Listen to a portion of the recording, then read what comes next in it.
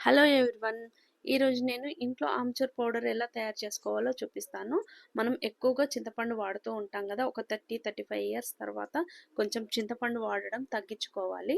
అందుకోసం అనేసి నేను మామిడికాయలని తీసుకొచ్చుకున్నాననమాట. ఆమ్చూర్ పౌడర్ తయారు చేసుకొని పప్పులోకి కానీ, కూరల్లోకి కానీ, పులిహోరకి కానీ చేసుకోవడానికి బాగుంటుందన్నమాట. అందుకనేసి నేను మామిడికాయలన్నీ తెచ్చుకొని శుభ్రంగా కడిగేసి తర్వాత పొట్టు మొత్తం పీల్ చేసుకున్నాను. అదే పీలర్‌తో మామిడికాయని కూడా ఇలా పీల్ చేసుకుంటున్నాను. ఇలా పీల్ చేసుకొని ఆరబెడితే తొందరగా ఆరుతుందనమాట. అందుకని నేను ఇలా పెడుతున్నాను.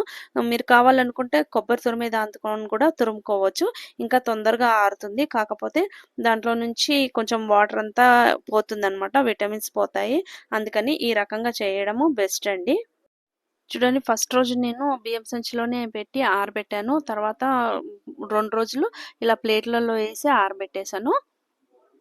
చూడండి, మంచిగా ఆరిపోయినాయి 3 రోజులకి. అంటే ఇలా సౌండొచ్చే రకంగా ఏమి ఆరిపోవండి అవి. మనం వడియాలో ఏసుకున్న తర్వాత ఆరిపోయిన తర్వాత కరకరలాట సౌండొస్తుంటది గదా! అలా ఏం రావు. కొంచెం సాఫ్ట్‌గానే ఉంటాయి. అందుకనేసి మళ్ళీ నేను కొంచెము పెనంలో వేసి మందమైన పెనంలో వేసి వేపుకున్నాను. వేపి మళ్ళా చల్లార్చుకోవాలి దాన్ని.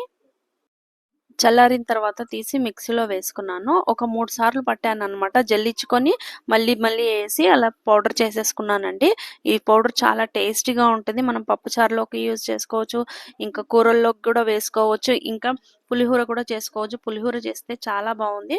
పప్పుచారుకి మాత్రం కొంచెం కలర్ చేంజ్ అవుతుందండి. చింతపండు ఏస్తే ఎలా ఉంటుందో అలా మాత్రం ఉండదు. ఓకే అండి. మీకు గాని నా వీడియో నచ్చితే ప్లీజ్ లైక్ చేయండి.